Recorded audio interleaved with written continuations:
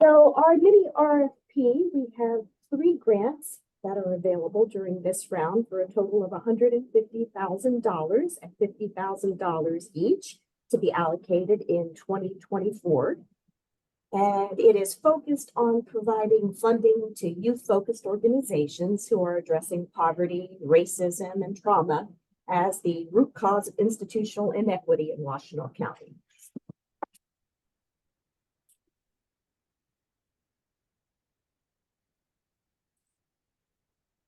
So I'm getting a note that there's some trouble hearing me. Is that what it is, Katie? No? Okay. Hey, Tony, Yeah, I think someone's Tony, it asked. just sounds like, this is Emily Moore Marshall. That sounds like there's an echo. So perhaps if people are all muted, that would help with the sound. Thank you. Thank you, Emily. So what the amount was $150,000 for 3 grants, which is $50,000 each. And the goal is allocating 60% or more of the funding to organizations that are led by individuals from underrepresented identities. The RFP is open. We opened it up on the 11th.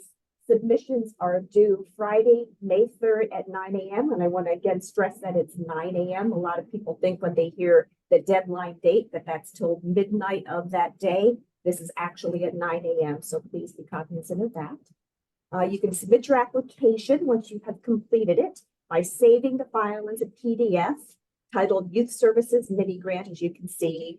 And the whole thing is laid out for you there on how you want to be careful about how you submit it, matching the project name format, and upload it to washtenaw.org open bids, and click submit a proposal next to the bid number 8615. Proposals have to be signed by the official who's authorized to bind the provider to its provisions for at least a period of 90 days, and the signature page must be signed, the box checked below it, and returned as part of the vendor proposal. Now, if you're having any trouble locating the RFP, please note that the fillable PDF for it is included in the RFP as a link. So that's referring to what it is you're going to be filling out there. It's on page 9 of the document itself under tips for completing the RFP. So if you're having trouble finding it, that is the location of the fillable.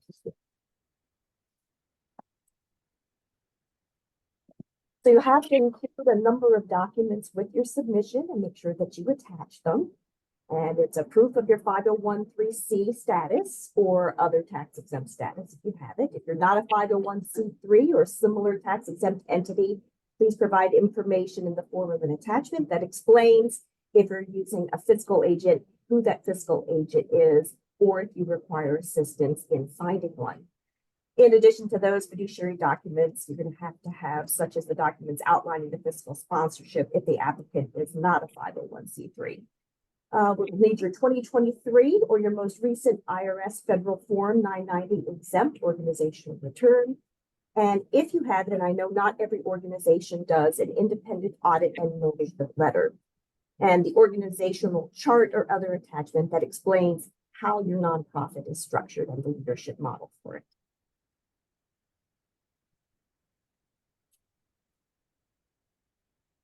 Again, we just went over the location of the PDF. There's going to be a number of different narrative questions, and I'll throw that to Pam.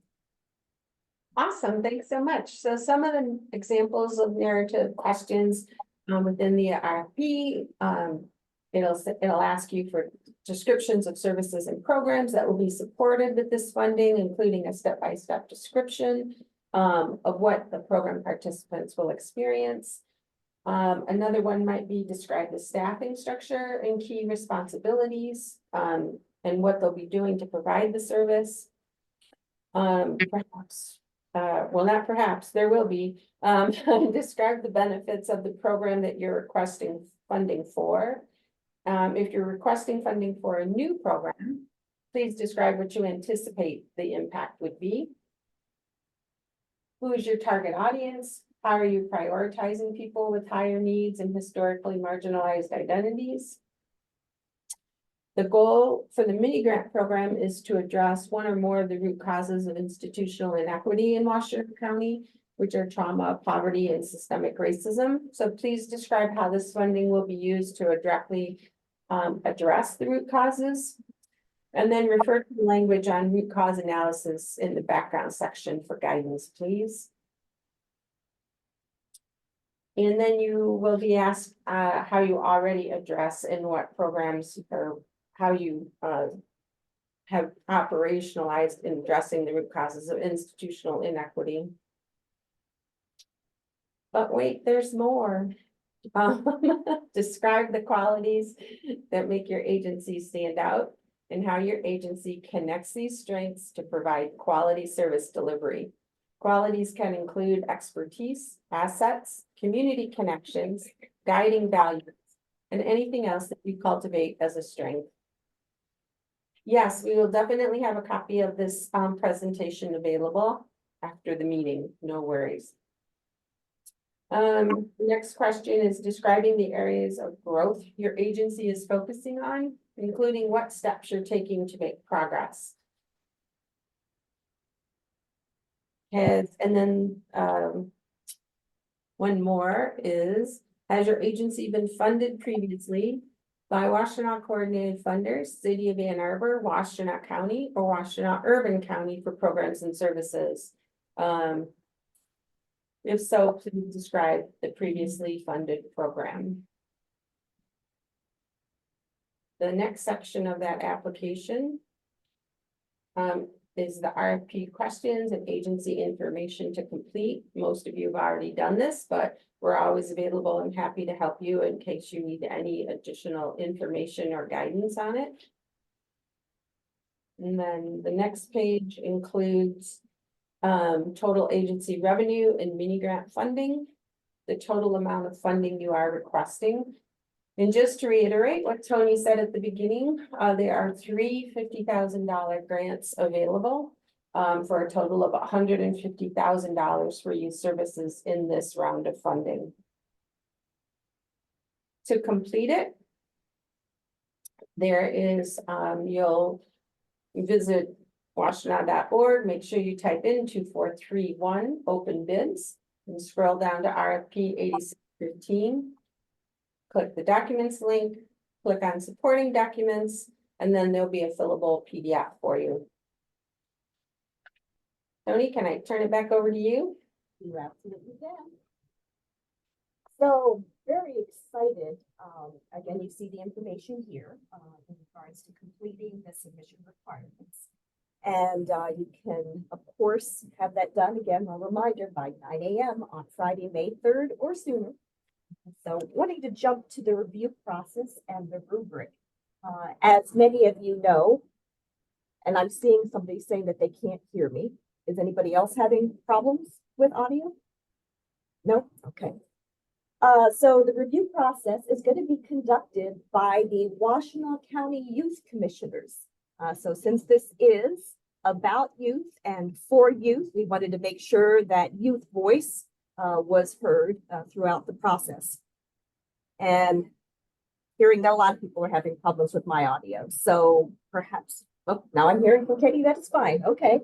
So the youth commissioners will be the reviewers for this. So we're really excited to have youth voice in the process and that they will be having a part in the decision making. So again, as you write your narrative information, please keep in mind who the reviewers are and that they are a variety of youth throughout Washtenaw County who are serving in those commissioner capacities. Want to talk about the rubric itself a little bit and some of the things that you will be scored on. So please keep that in mind again as you write your narratives, because the scoring is extremely important. So we'll be doing scoring on the agency review. As we have said, want it to be a real comprehensive description.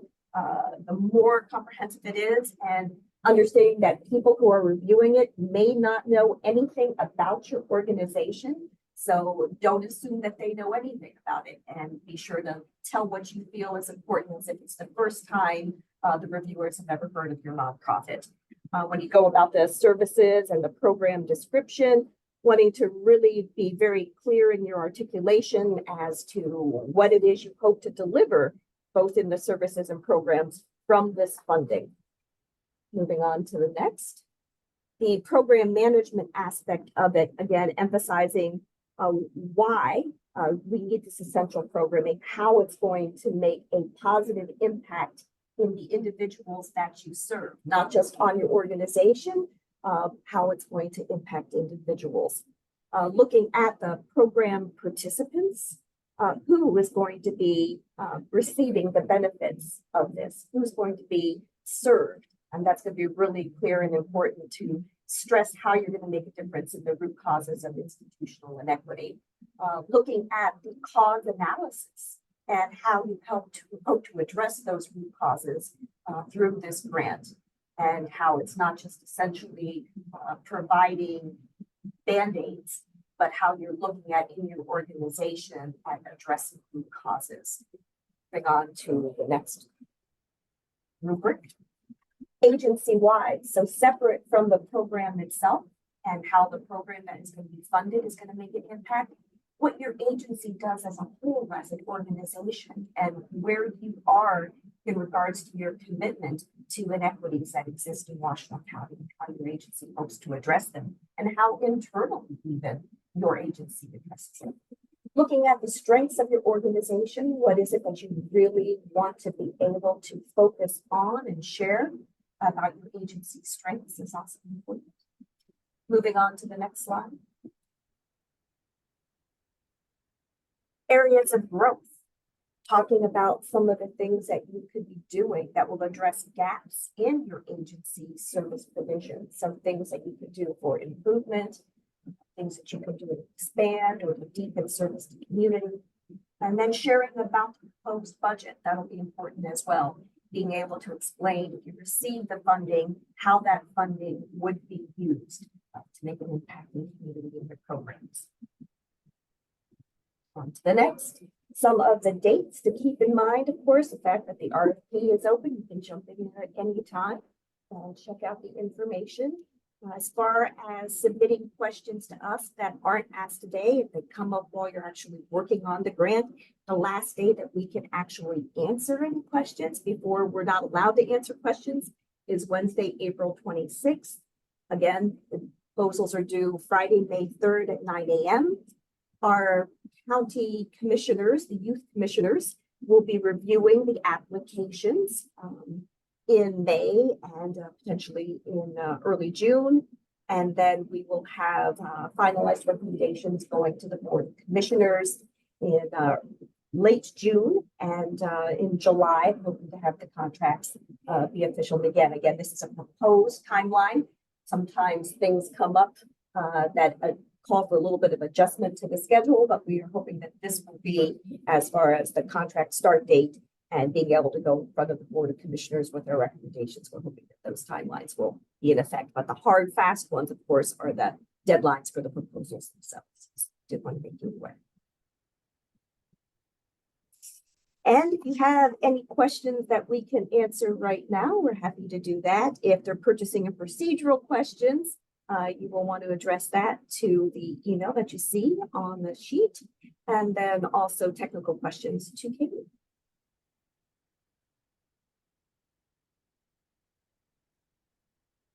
As far as the youth commissioners, they are high school students.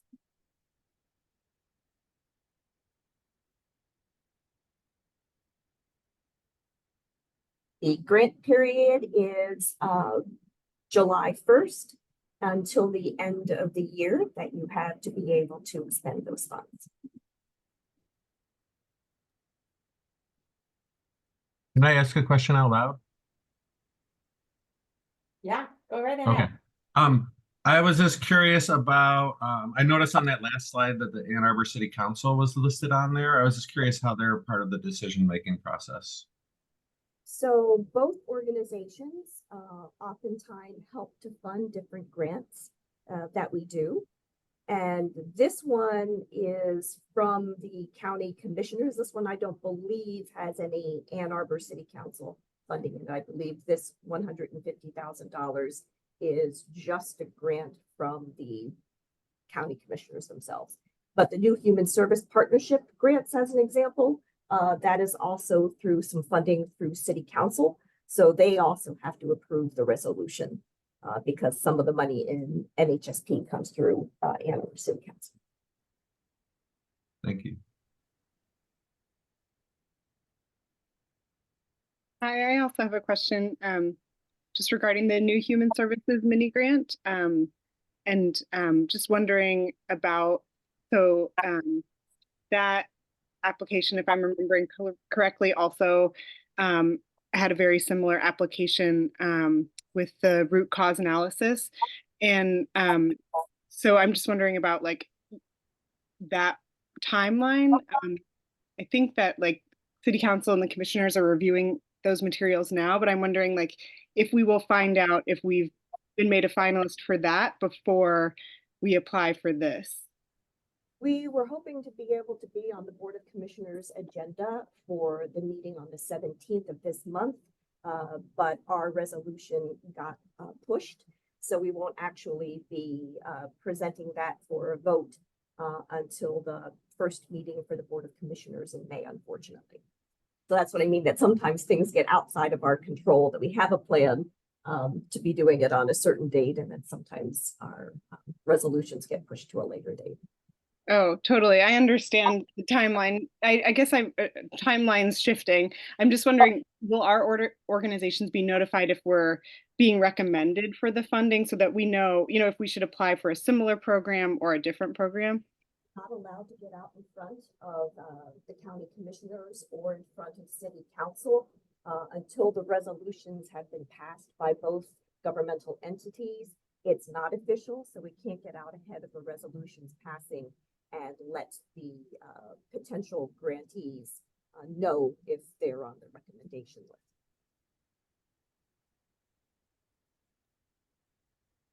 Tony, if this would be helpful, I can kind of moderate the chat if you want me to like some of the questions out loud, just so we can get these, make sure all of them are answered. Tony, sorry. Yes, you were going to read the chat. Okay, I'm sorry.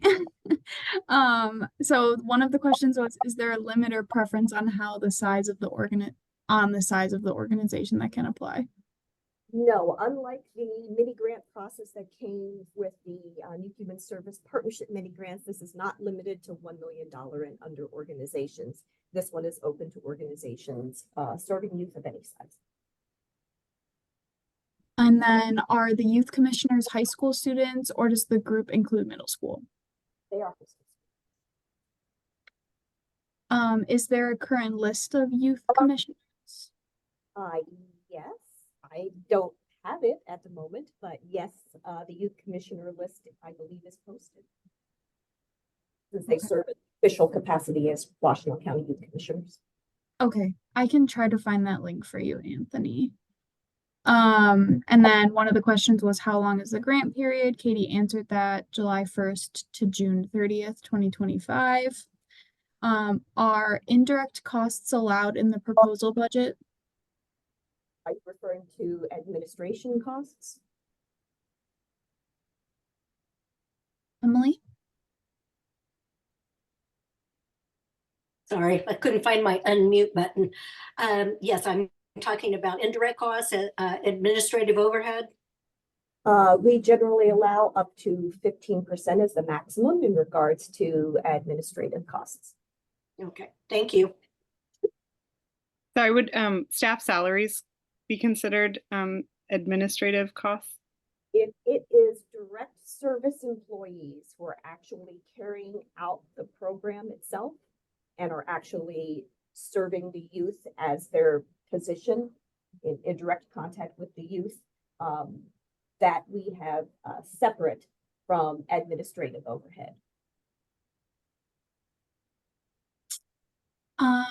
And for the purposes of this grant, how is youth defined?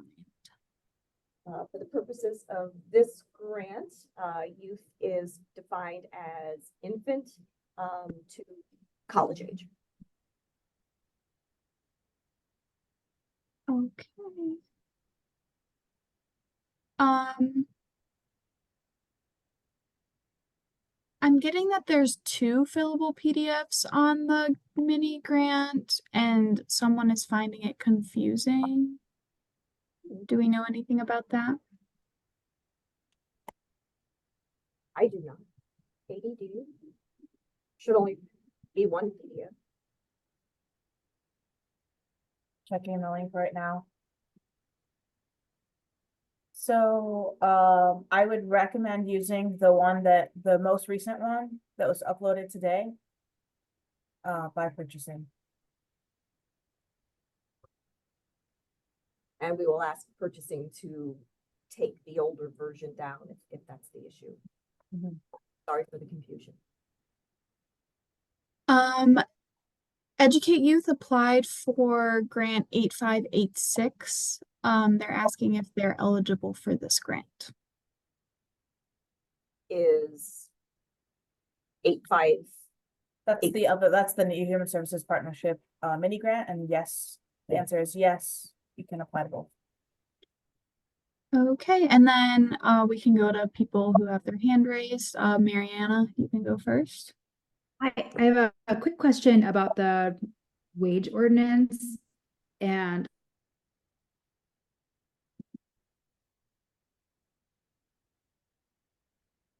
eligible for benefits but don't have the number of hours. Like we're super close to that at the like the lowest scale.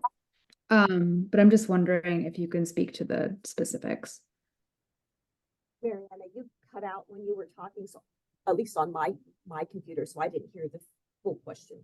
If anybody else. Sorry, my internet is not great. Is it better if I'm off screen? My question is about the wage ordinance.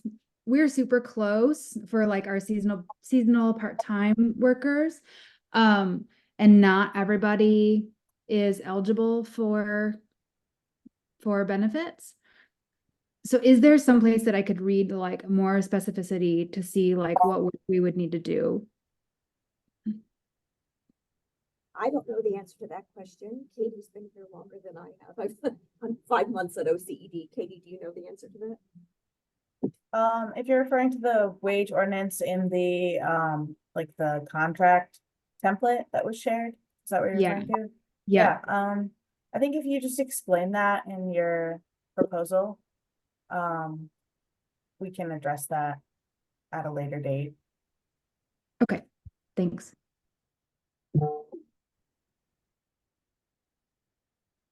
Perry? Thanks. Sorry, now I'm trying to lower my hand. I'm trying to read through this and capture everything, but there were, we were several of us were part of a lot of these conversations that led to the moment of this RFP being released. Grateful that it is being released finally. It's wonderful. And part of that conversation was, how do we provide resources for youth serving organizations that have a long history of having measured impact in the community? And so I maybe see, but I guess maybe you could speak a little bit to the positive impact of program, or what kinds of things you're looking for. I don't see anything around necessarily that you've been around for a while or that you are collaborating, but I'm looking at it quickly, so I might be missing some of that stuff. And so maybe that just, some of those things maybe just didn't end up getting into this RFP. So I'm just trying to understand and catch up. So sorry if I'm missing something really obvious, but maybe you can talk about that a little bit. And like, what does program impact look like a little bit? Maybe you could speak a little bit to that. I hope I'm making sense. Sorry if I'm not. There is no longevity requirement in this specific grant as to how long your organization has been in existence. As far as program impact, it's going to look different with each organization depending on the work that they're doing. And to know that, again, OCED are not the reviewers of the grant applications. It's going to be youth themselves who will be reviewing it. So it'll be through their lens as to what they feel is relevant and impactful program impact. So it's hard for me to answer that because it's not going to be my decision. It's going to be young adults. Thank you.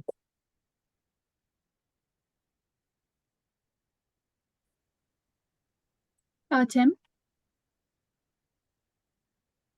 Good morning. I just wanted to, I guess, clarify. I think when I read the RFP, when it was originally submitted, the RFP was for smaller organizations with budgets under $1 million. And when I take a look back at the RFP I'm reading now, it still references smaller organizations. But I think I just heard that there is no dollar figure anymore. So this is open to larger organizations also?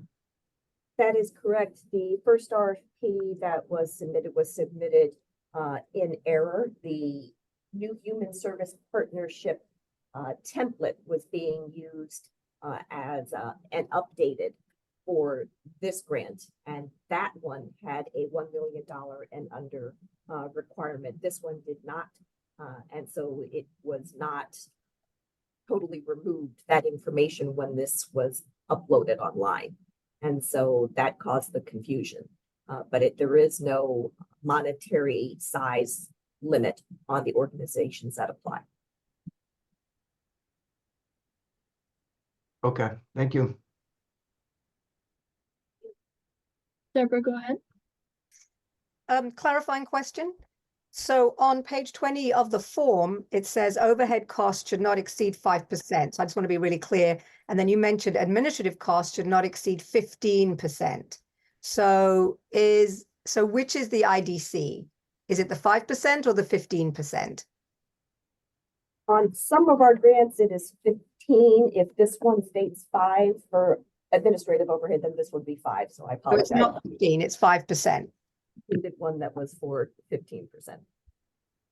Wait, now I'm confused again. So is it 15 or 5? If someone states 5, my apologies, then it would be a 5%.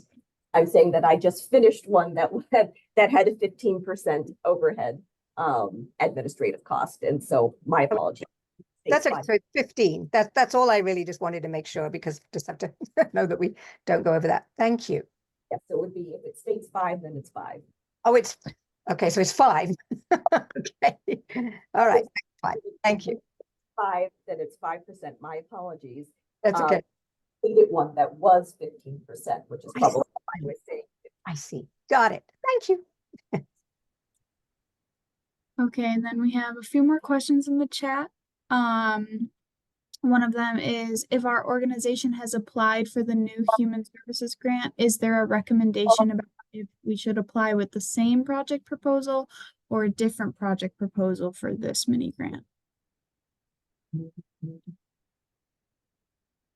So I guess it would depend on, you can't, in a sense, double dip, right? So if the other one, if you would receive the other grant and that grant would fund that program, then you wouldn't be able to do the same unless there's still a funding gap related in that program, if that makes sense. So let's pretend it was $150,000 project and you get the other grant and this grant, and the fund isn't overlapping, paying for the same thing twice, that these are different expenses paying for that program, then that would be considered okay, but you couldn't be able to double dip for the same expenses.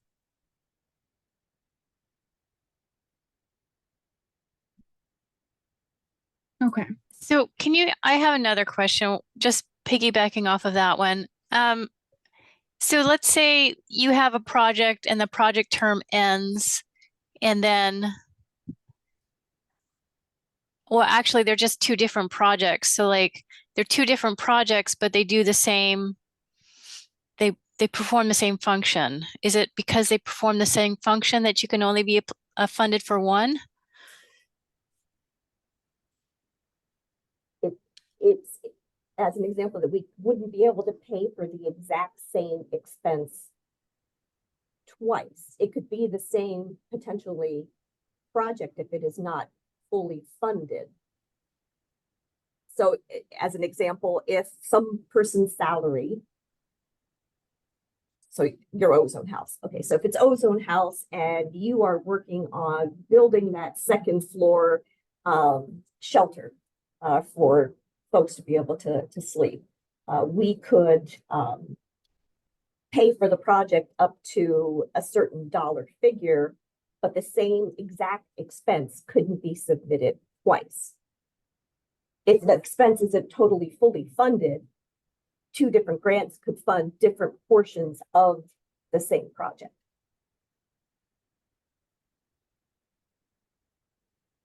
And maybe somebody, Pam, if you understand what I'm saying and could explain it differently about double dipping.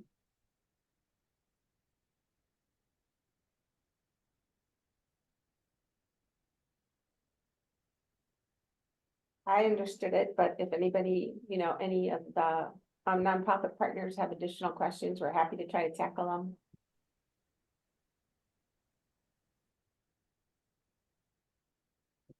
Okay, Diana. My question's in the chat as well, but I just thought it'd be easier to maybe explain it. The age range for youth, you said was infant to college age, which seems an extremely wide range for the types of questions and objectives that you want to accomplish. Also, if the youth commissioners are the ones doing the reviewing, how would they review school age other than they've had prior experience or preschool age as per, if they're the ones that are scoring these applications and if they have not yet been to college? Could you speak more to what youth definition is? So again, the Board of Commissioners did not set an age parameter when they allocated the funding. Therefore, we're taking the widest parameter because they set no parameters.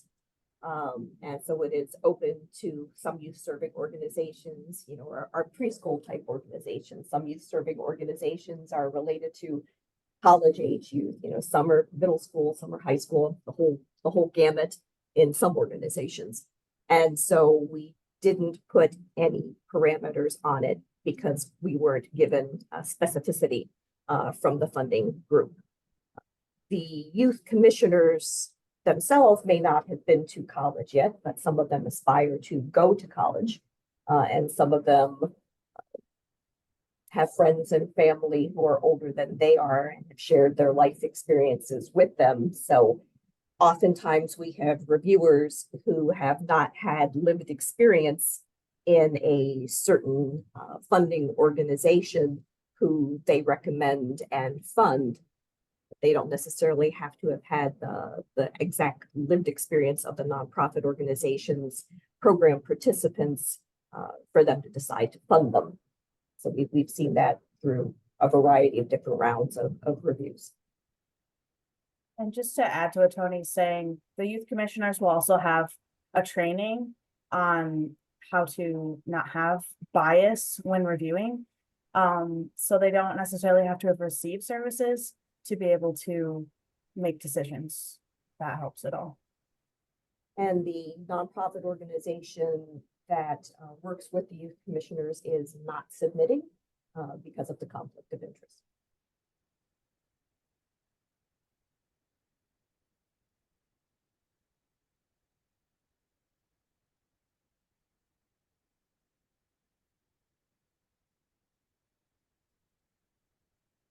Do we have any additional questions out loud or in chat? Someone's asking for clarification that only youth commissioners are reviewing the grant. That is correct.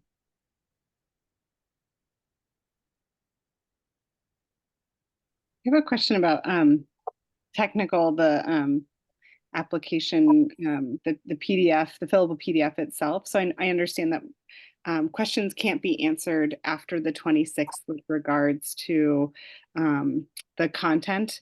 But if we run into any technical problems, like last time, some of the text wasn't I can't remember. It was getting cut off in the fillable PDF. So can technical questions be answered as we're submitting it? Yes, yeah, that's fine. And if you, we'll share out the presentation, it shows to reach out to purchasing for technical questions. And then like program specific, reach out to the department. And I can drop those in the chat too. But yeah, feel free to reach out if you have questions.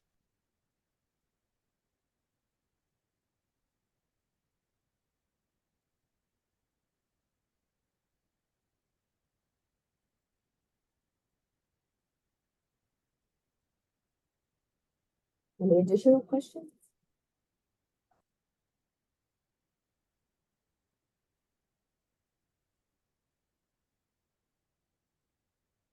Well, thank you everyone for joining us, and I hope you enjoy this beautiful day and have a wonderful week.